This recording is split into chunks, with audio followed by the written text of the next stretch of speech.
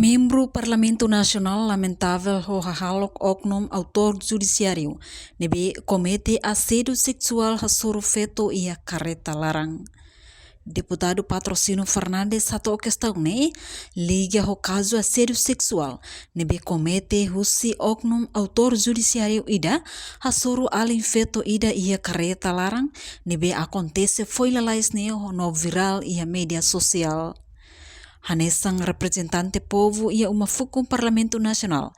Nia parte lamentável, tamba akto imoral idani, halo husi ema ida nebe lolosa esperança povo niang. Fo assistência justiça ba povo banhir hasoro caso Roma. Mas be, pelo contrário, autor judiciário ida, sai fale oknum ia caso assédio sexual hasoro alin feto ida, ia careta larang. Deputado si bancada CNRT nedehang, mas que akto idane individual, mas be banhira oknum ne serviço ia instituição Estado, nia tem que hatene ang, atau insamak fo festígio ba instituição nebe nia haknar amba.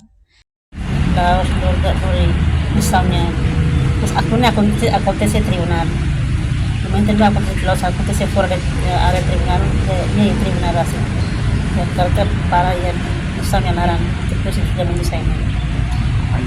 Atos ne indivíduo de makalo, aos instituição ne makalo pada nama, kami mau kau yang ne, tapi memang dengan kita, masih serviço ini instituição sih ne, o informe requer mais de capacidade, começar a ver a gestão, ba sirenia personalidade racial, itu mudar com certeza e tem conflitos entre e tinha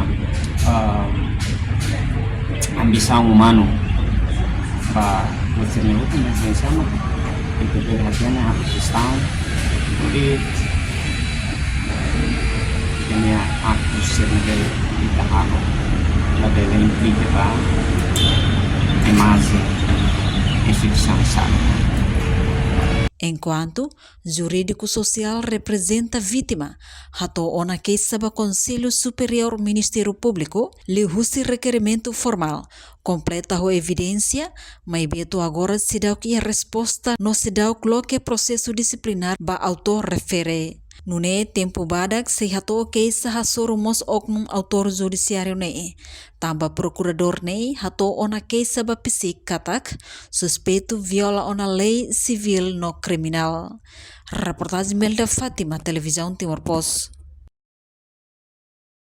Janela informação ba emogoto.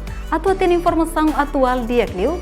Kita haluha. Haneham botão subscribe, like. Halo comentário no Fahia Tutang ba media sosial hotu.